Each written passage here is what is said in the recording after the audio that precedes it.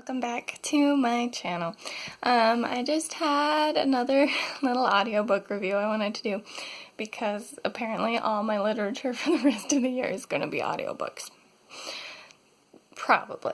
I mean, there are other things I'm reading, but the stuff that I'm actually finishing right now is audiobooks. Anyways, the audiobook that I want to talk about today is this little gem right here, The Misadventures of Edgar and Allan Poe, The Telltale Start. So it's just a cute little kid's book. I don't know how long this translates to in pages, but the audiobook is only 3 discs long, so pretty short overall. It looks like total it was a little over 3 hours long. But great and adorable book. I loved it so much. This is me and my love of kid fiction coming out real strong, I guess. I got it in part because of the clever naming of Edgar and Allan Poe. They're twins who are great nephews of Edgar Allan Poe, and their names are Edgar and Allan, and I just thought that was great. Also, The Telltale Start, which is a reference to The Telltale Heart, which is a short story by Edgar Allan Poe. There's just all kinds of fun literary references just from that. And then the plot of the story itself is really fun. The twins have this, I guess, quantum thing going on where they're two individuals, but essentially like one person. They share each other's thoughts. If they're both like reading at the same time, for example, then they're basically reading 2 books simultaneously, and they both get the knowledge. Even if they read one book and the other twin read the other book, they get the knowledge of both books, and they always know what the other is doing. And so that kind of psychic-y twin connection that they define as like a quantum science-y thing that can be studied, it plays into the plot a lot. But super fun, very clever. I liked the twins so much. They were super fun. I'm assuming since it's called The Telltale Start and based on the ending of this book that it's got some sequel stuff going on, so I think I'm gonna have to go look those up.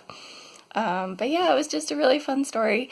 They have a pet cat whose name is Roderick Usher, which is another Poe reference, which is super fun, and also he plays heavily into the story. He's a major plot point, especially since it's so short. I'm trying hard not to say too much because I don't want to ruin things, and it's such a fast little read that if you have any interest in it, I think you'll super enjoy it.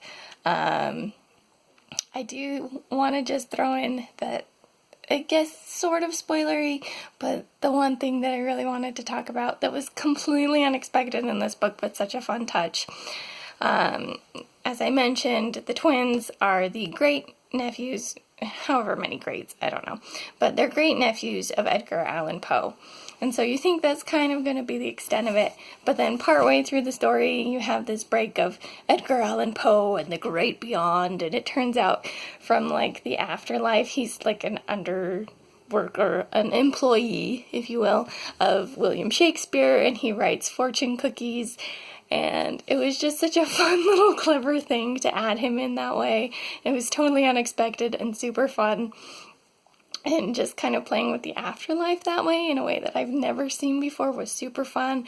I really enjoyed it, and I thought it was super fun to have all these literary characters who are writing fortune cookies in the afterlife, trying to send messages to their living descendants and things, and it was super fun and really clever, and I really enjoyed it. But yeah, I highly recommend this, and I'm gonna, I think, have to find the rest of the books.